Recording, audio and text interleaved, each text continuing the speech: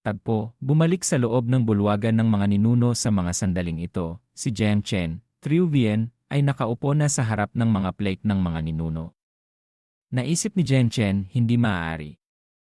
Masyadong mahina ang lakas ng dugo, huit nei chai gese, sa aking katawan. Sa normal na kalagayan, hindi ko ito mapapagana. Ngunit habang iniisip ito, iwinasiwas ni Jiang Chen ang kanyang braso. Ang espiritual na enerhiya, linhe, mula sa mga plague ay agad na sinipsip ni Jiang Chen. Nagpatuloy si Jiang Chen, ako'y may devouring god meridian, kidan igan ese, sipsipin mo para sa akin. Sa mga sandaling ito, mula sa loob ng plague, isang tigre ang biglang lumitaw sa harap ni Jiang Chen. Nang makita ito, sinabi ni Jiang Chen, Gelian, lakas ng dugo na nagtipon-tipon bilang isang espiritong anyo, Lin Qianji. Gusto mong lumaban? Agad na sumugod ang tigre kay Jiang Chen. Ginamit din ni Jiang Chen ang kanyang espiritual na lakas, Lin Lese, para harangin ito. Tumayo si Jiang Chen, kinuyom ang kamao at sinabi, espiritong anyo lamang, naglalakas loob kang lumaban. Wasakin! Hindi na tinag ang tigre sa aura ni Jiang Chen, nagpakita pa rin ito ng pangil sa kanya. Pagkatapos ay sabay silang sumugod sa isa't isa. Ibinuhos ni Jiang Chen ang lahat ng kanyang lakas sa isang suntok na ito. Agad, sa loob ng bulwagan ng mga ninuno, isang sinag ng liwanag ang tumagos pataas sa kalangitan. Napatingin ang mga miyembro ng angkan, Yi Zilin, sa bulwagan at nagtanong, saan galing ang liwanag na yon? Mukhang galing sa direksyon ng bulwagan ng mga ninuno. Ang matandang unang ginang, ay Fu Lin, ay napatingin din, nagmamasid at nagtatanong sa sarili, ano ang liwanag na ito? Sa labas, ang mga miyembro ng angkan at ang unang elder, Yi Renilo, assuming a means first, not specified in text, but logical counterpart to second elder, ay tumakbo palabas at nagsabi, posible kayang si third young master. Ang Marquis Jiang Feng, Hugya, ama ni Jiang Chen, ay nagulat din at nagsabi, Chen term of endearment para kay Jiang Chen, hindi kaya. Sa mga sandaling ito, mula sa loob ng bulwagan, ang pinto ay bumukas. Lumabas si Jiang Chen. Nang makita ito, nagmamadaling nagtanong si Marquis Jiang Feng, Chen ano ang liwanag na yon kanina, anak? Nagising mo na ba ang lakas ng makalangit na tigre, Thin Chai Dese? Sumagot si Jiang Chen, siyempre po. Pagkasabi ni Jiang Chen, ipinatawag niya ang ninuno ng lakas ng makalangit na tigre. Ang bigat, na nagmumula rito ay nagpahirap sa mga miyembro ng angkan sa paligid na kailangan pa nilang salagin ito. Umatras sila ng ilang hakbang. Naisip ng Marquis, Diyos ko. Ang lakas ng dugo na ito, napakakapal. Maihahambing na talaga sa mga ninuno. Nagulat din ang Marquis habang tinitingnan ang sarili, naisip, ang lakas ng dugo ko Pagkatapos, ang lakas ng dugo ng Marquis ay lumipad palabas, sumugod patungo sa lakas ng dugo ni Jiang Chen. Nagulat si Jiang Chen at nagtanong, ito ay iyo. Sa mga sandaling ito, nakita lamang ang lakas ng dugo ng Marquis na sumugod sa lakas ng dugo ni Jiang Chen, yumakap, humalik, dumila-dila, parang isang batang matagal nang nawalay sa ina. Nang makita ito, napatingin si Jiang Chen sa Marquis. Naisip ng Marquis, hoy, wala itong kinalaman sa akin, ha? Ang mas malakas sa mga hayop ang hari. Tinakpan ng Marquis ang mukha at naisip, nakakahiya. Tama na. Bumalik ka. Pagkasabi nito, agad na binawi ng Marquis ang kanyang lakas ng dugo. Pagkatapos, inihagis ng Marquis kay Jiang Chen ang isang kasuotan. At sinabi, kunin mo ito, anak. Tinanggap ito ni Jiang Chen at nagtanong, ano po ito? Ipinaliwanag ng Marquis, ito ang Nairai Concealing Armor, Githin Gip. Maaari nitong itago ang iyong aura at itago ang iyong cultivation level, 2 Vi. Mag-ingat ka. Pagkasabi nito, umalis na ang Marquis. Nang makita ito, umiti si Jiang Chen at naisip, ang amang ito, mabuti rin pala sa akin.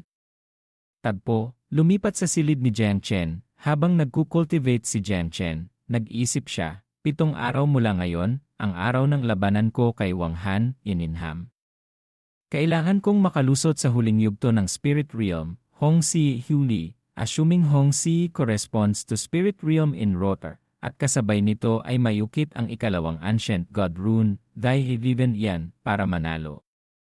Sa mga sandaling ito, nakita si Jiang Chen na iniunat ang braso at sumigaw, Heaven Swallowing Technique, Chiutin Nivan Akin.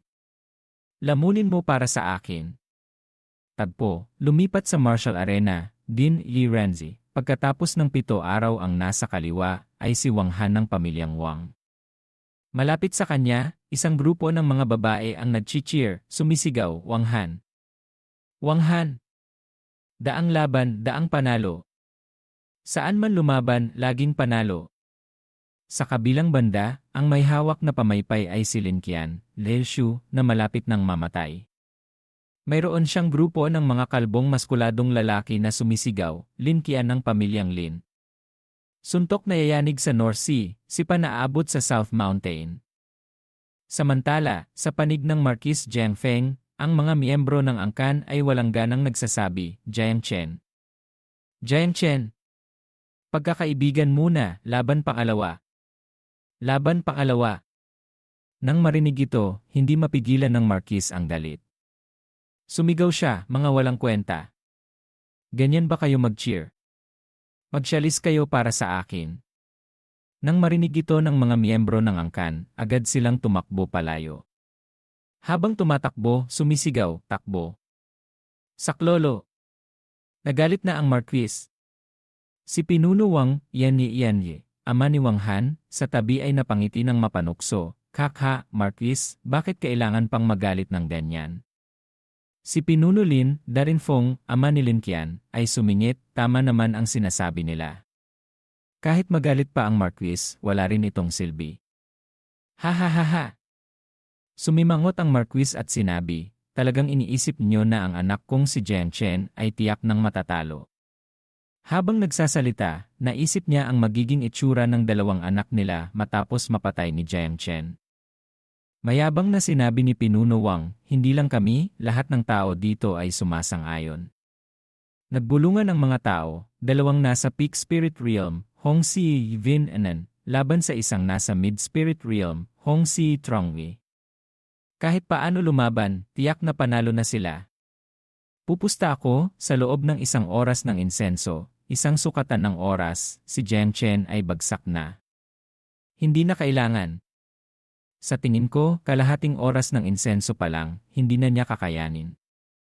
Nang marinig ito, umiti ang Marquis at naisip kung sino ang mananalo at sino ang matatalo, hindi pa tiyak. Ang lakas ng dugo ni Chener, tiyak na magugulat kayo ng malaki. Sa mga sandaling ito, sina Wang Han at Lin Qian ay nasa entablado na. Si Jiang Chen na lamang ang kulang. Ang mga tao sa itaas na nanonood ay nagbulungan. Anong oras na, bakit wala pa si Jiang Chen? Hindi kaya natakot na siya? Ito ay isang sitwasyon na tiyak na kamatayan. Sa tingin ko, tiyak na natakot siya at tumakas na. Nakakainis. Nasayang ang kalahating araw ko sa trabaho para manood ng laban, tapos hindi naman darating ang batang iyon. Nagpakita ng pagmamataas si Lin Qian, ang basura ay laging basura. Kahit pa may init divine meridian, duwag pa rin tulad ng daga. Si Wang Han sa tabi ay sumingit, hindi ako umaasa na maglalakas loob siyang dumating. Ang basurang iyon, dati kapag nakikita ako, nanginginig na ang 2 binti sa takot. Haha! Ang matandang unang ginang ay naggangalit ang ngipin at naisip, si Jiang Chen, dapat mamatay ngayon sa entablado ng labanan. Pagkatapos, bumulong siya sa tainga ng Marquis, mahal na Ginoo, Laodia, term of respect, si Jiang Chen ay tumakas bago ang laban. Ang dangal ng ating Marquisate, Huey, ay nawala na.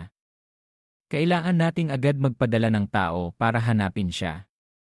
Ang matandang ikalawang elder, Lin-Eli Renhilo, ay sumingit din, Marquis, kung talagang hindi maglakas loob si Jiang Chen na dumating, iminumungkahi kong direktang paalisin siya sa mansyon para mapawi ang galit ng mga tao.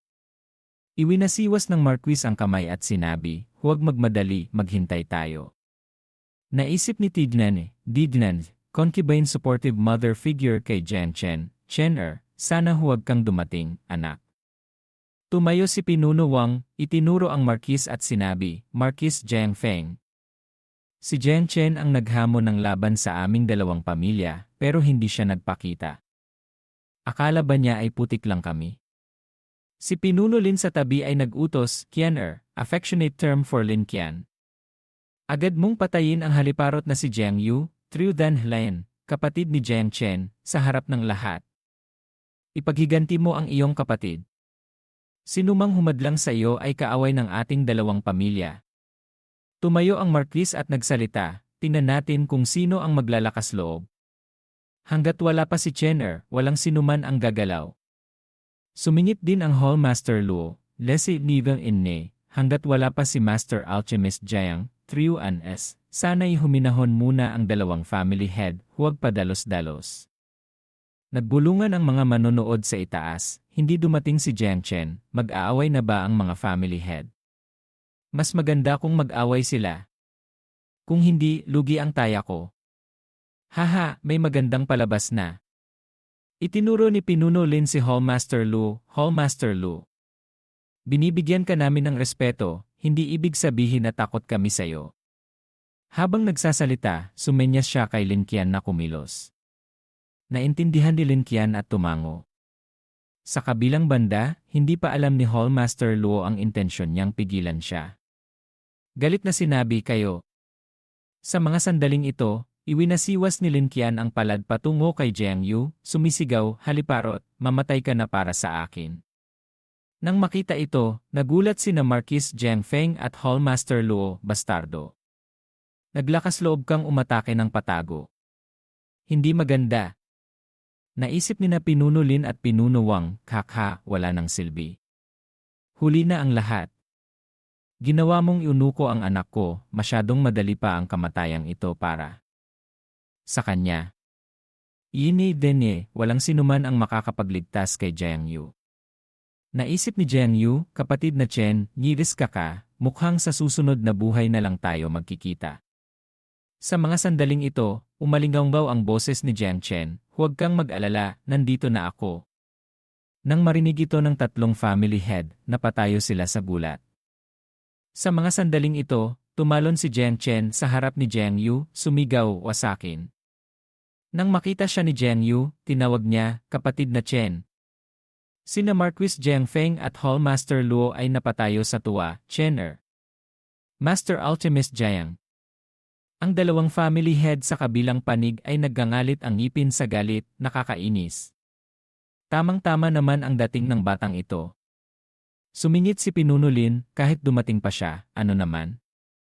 Hindi siya kalaban ni Qianer.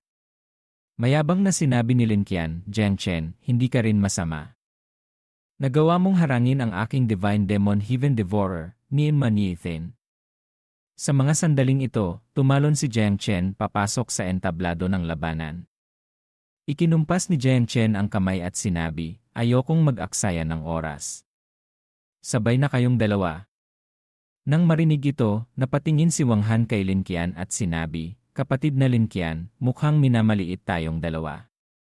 Sumagot si Lin Qian na, isang basura na hindi alam ang taas ng langit at lalim ng lupa. Pagkatapos, iwinasiwas ni Lin Qian ang palad para umatake, sumisigaw, gusto mong labanan kaming dalawa ng sabay.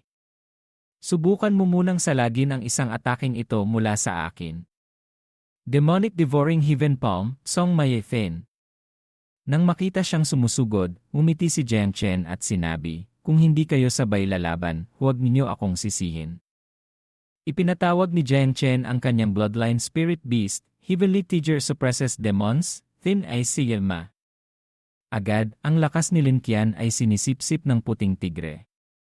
Ang puting tigre ay kasing ilusyon ng amo nito. Sa itaas, nakatingin pababa sa entablado, makapalang usok, hindi makita ang nangyayari sa loob. Nag-aalalang sinabi ni Jiang Yu, kapatid na Chen. Sana walang masamang mangyari. Samantala, si Pinuno Lin ay mayabang na nag-isip, si Qianer, tiyak na mananalo. Sa kabilang banda, ang Marquis ay walang bahid ng pag-aalala, nananatiling tiwala sa lakas ni Jiang Chen, naisip, sumabog ang lakas ng makalangit na tigre, Thin Chilese. Si Qianer, malamang hindi matatalo. Sa mga sandaling ito, sa ibaba ng entablado, nawala na ang usok. Nakita lamang si Jiang Chen na nakatapak ang paa sa katawan ni Lin Qian na parang isang basahang aso. Sa mga sandaling ito, tinitingnan si Lin Qian na wala ng lakas na lumaban, umiti si Jiang Chen at sinabi, "Lin Qian, talo ka na." Ang mga manonood sa itaas ay lubos na nagulat. Ito ba ay nagkakamali ba ang mata ko?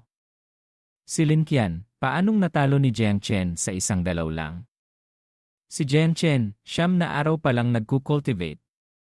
Hindi katakatakang isang henyo na may innate divine meridian. Sumingit ang isa na, sa tingin ko masyadong walang kwenta si Lin Qian. Kung si Wang Han yon, tiyak na hindi magiging ganito. Tumayo ang Marquis at sumigaw, "Magaling na laban. Hindi katakatakang anak ko." Sa mga sandaling ito, nakahinga ng maluwag si Ti Nenie, mabuti naman. Mabuti na walang nangyari kay Chenner. Si Jian Yu sa tabi ay nagsabi, "Ang galing ni kapatid na Chen." Nang makita ang tagpong ito, naisip ng matandang unang ginang, nakakainis. Bakit hindi pa namatay ang batang ito? Ang ikalawang elder ay napanganga sa gulat, naisip, hindi maaari. Nakasamaan ko na ng loob si Jiang Chen. Habang lumalakas siya, lalo akong nalalagay sa panganib. Dapat siyang mamatay. Tumango si Hallmaster Luo, naisip, si Master Alchemist Jiang, tunay ngang pambihira. Kailangan ko siyang mahikayat ng maayos. Sa mga sandaling ito, sa ibaba, diniinan pa ni Jiang Chen ang tapak kay Lin Qian, "Sinabi ko na sayo. Hayaan niyong dalawa na sabay lumaban. Ikaw mismo ang naghanap ng kamatayan." Umubo-ubo si Lin Qian, "Hindi. Hindi mo ako pwedeng patayin." Sa itaas, nanginginig na sinabi ni Pinuno Lin Jiang Chen, "Pakawalan mo ang anak ko. Lahat ay mapag-uusapan. Kahit anong gusto mo, ibibigay ko sa iyo." Lumingon si Jiang Chen at sinabi, "Patawarin siya. Kung hindi ako ginagalaw ng iba, hindi ko sila gagalawin. Ngunit kung ginagalaw ako ng iba." Habang nagsasalita, dahan-dahang itinaas ni Jiang Chen ang kanyang paa. Pagkatapos, isang malakas na tapak ang ibinagsak niya kay Lin Qian, nagpatuloy, papatayin ng walang awa. Sa mga sandaling ito, si Lin Qian ay nakahandusay na, hindi gumagalaw, patay na agad sa lugar. Nang makita ito ng mga manonood sa itaas, natakot sila, namutla ang mga mukha at nagsabi, "Si Jiang Chen na ito, napakasama rin. Sa hinaharap, hinding-hindi ko siya pwedeng kalabanin." Napatay ni Jiang Chen si Lin Qian. Ang pamilyang Lin, tiyak na hindi ito palalampasin. Ang laban ngayon sa loob ng syudad, hindi na magiging mapayapa. Malapit nang magkaroon ng malaking kaguluhan. Nang makita ni Pinuno Lin na pinatay ang kanyang anak sa harap niya, sumigaw siya sa sakit, "Naglakas loob kang patayin ang anak ko. Kakainin kita ng buhay." Habang nagsasalita, sumugod siya patungo kay Jiang Chen. Sa mga sandaling ito, sina Hallmaster Luo at ang Marquis ay sumugod din, humarang sa harap niya at nagsabi, "Sa oras ng duelo, bawal makialam ang sinuman. Sinumang lumabag ay mamamatay." Sumingit ang Marquis sa tabi, "Gusto mong patayin ang anak ko? Akala mo ba wala ako rito?" Naggangalit ang ngipin ni Pinuno Lin, nakakainis. Sa mga sandaling ito, lumapit si Pinuno Wang, tinapik ang balikat niya para pagaanin ang loob, "Kapatid na Lin, huwag kang mag-alala. Ang anak kong si Wang Han ay nasa entablado pa. Tiyak na maipaghihiganti ka niya." Pagkasabi nito, naisip niya, haha, dalawang anak ng pamilyang Lin, isang patay, isang baldado.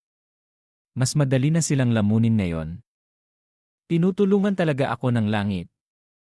Nang makita ang tagpong ito, si Wang Han ay walang bahid ng takot, nakakumpas pa ang kamay at nagsabi, "Jiang Chen, nagawa mong patayin si Lin Qian, medyo hindi ko inaasahan.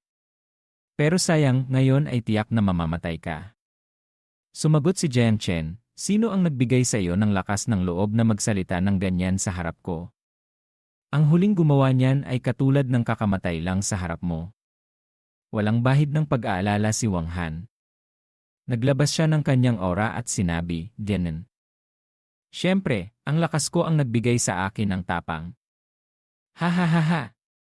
Ang mga tao sa itaas na nagmamasid, nakita ang orang lumalabas sa kanya at nagsabi, ano? Si Wang Han ay nakalusot na sa unang yugto ng Origin Realm, Hoin Ni assuming Hoin Ni corresponds to Origin Realm. Nagtago pala siya ng lakas. Tapos na. Tiyak ng patay si Jian Chen.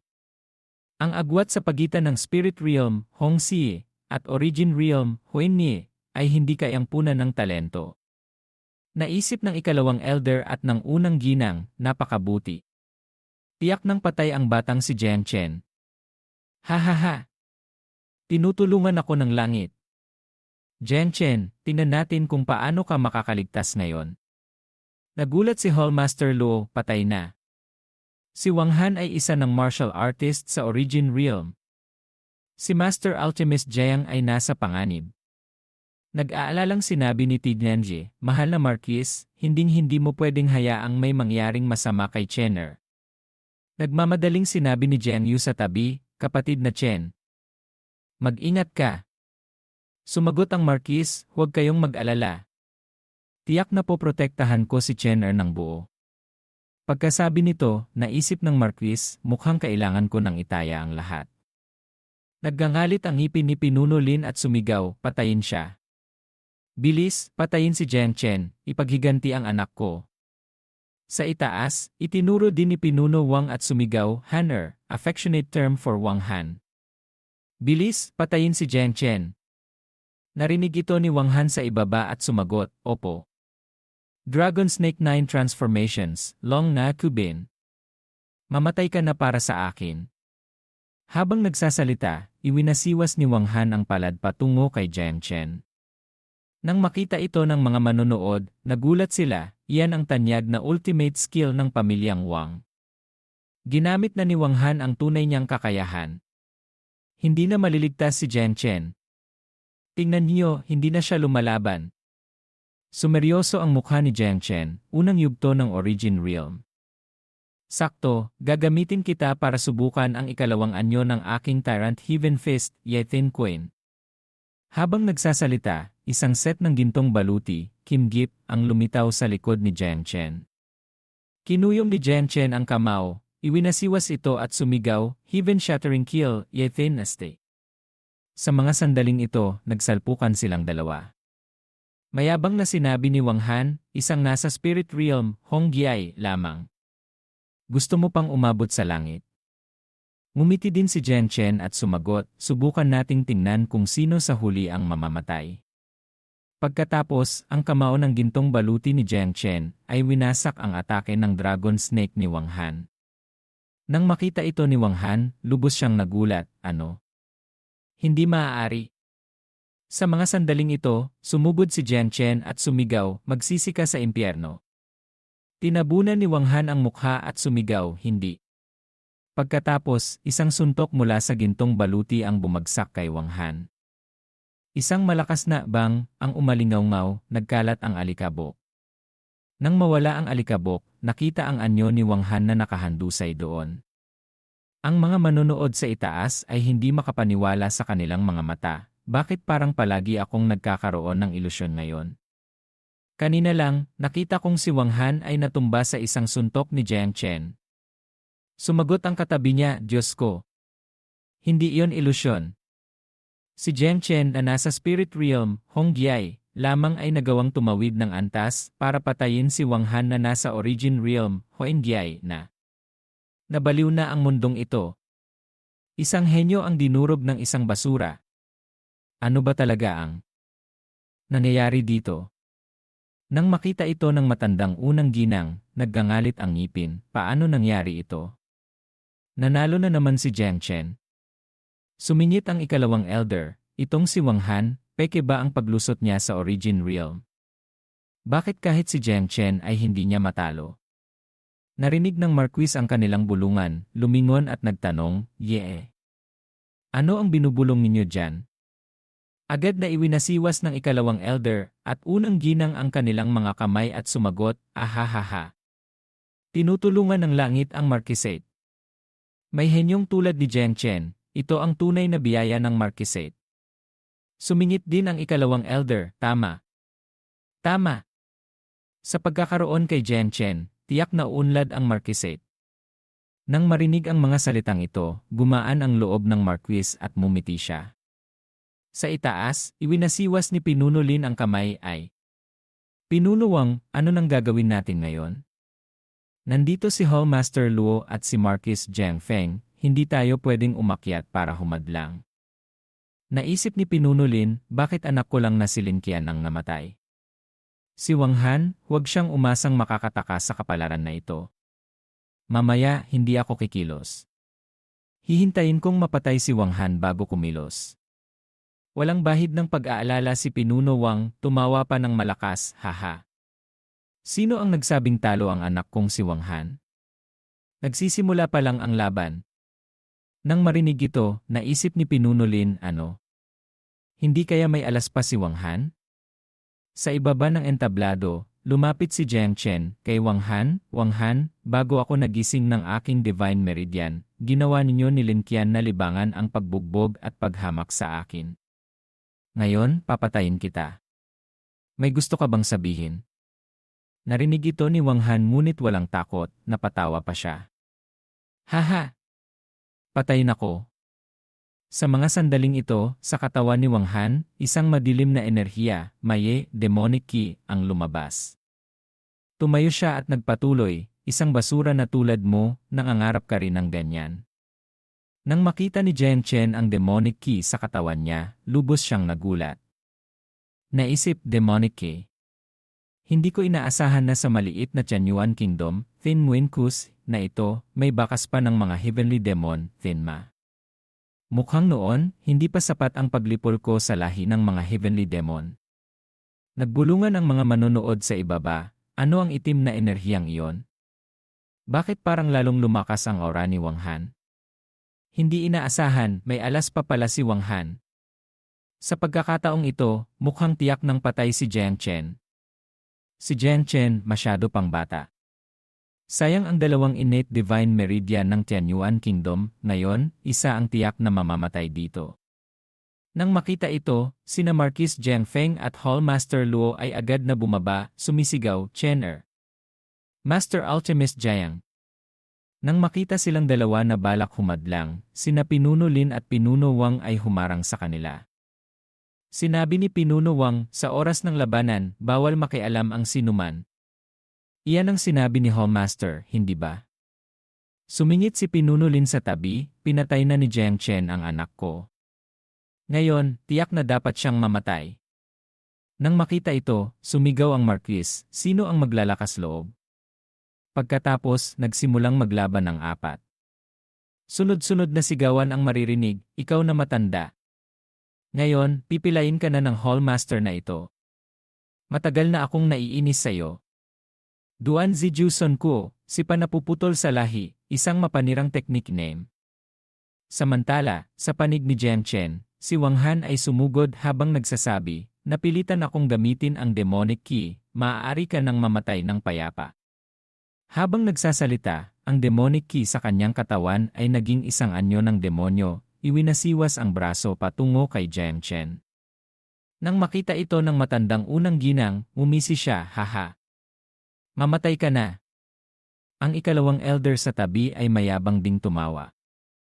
Sa pagkakataong ito, tingnan natin kung saan ka tatakbo. "Chener! Kapatid na Chen! Bilis, umiwas ka." Ngunit ang tugon sa kanilang pag-aalala ay si Jiang Chen na itinaas ang daliri, bumigkas incantation seal, devouring God meridian. "Sipsipin para sa akin." Sa mga sandaling ito, ang demonic ki sa katawan ni Wang Han ay unti-unting sinisipsip ni Jiang Chen. Si Wang Han, nanginginig habang pinapanood ang demonic ki sa kanyang katawan na nauubos, ay lubos na nagulat. Ano? Tiningnan ni Jiang Chen ang demonic ki sa kanyang katawan, naisip, nandito ang devouring God meridian, ang demonic ki para sa akin ay tunay ngang napakalaking sustansya. Sa mga sandaling ito, ang demonic ki ni Wang Han ay unti-unti nang nauubos. Napaluhod na lamang siya, nakatayo habang pinapanood ang demonic ki na sinisipsip ni Jiang Chen. Naggangalit ang ngipin ni Wang Han, "Hindi. Paano? Pagkatapos, humihingal siyang nagsabi, paano? Paano ka naging ganito kalakas? Ang mga tao sa itaas na nanonood ng tagpong ito ay lubos na nagulat, ano-anong nangyayari. Ang alas ni Wang Han ay walang silbi laban kay Jiang Chen. Si Wang Han lumuhod na. Naman sa harap ni Jiang Chen. Gusto na ba niyang sumuko? Sunod-sunod na tinalo ang dalawang henyo. Ang pagbangon ni Jiang Chen, wala nang makakapigil pa. Nanginginig na sinabi ni Wang Han, ikaw nagawa mong lamunin ang demonic Kiko. Sino ka ba talaga? Sumugod si Jiang Chen gamit ang kamao, sumagot sa kanya, ang buhay mo ang kukunin ko. Nang makita ni Wang Han ang kamaong papalapit, sumigaw siya, hindi mo ako pwedeng patayin.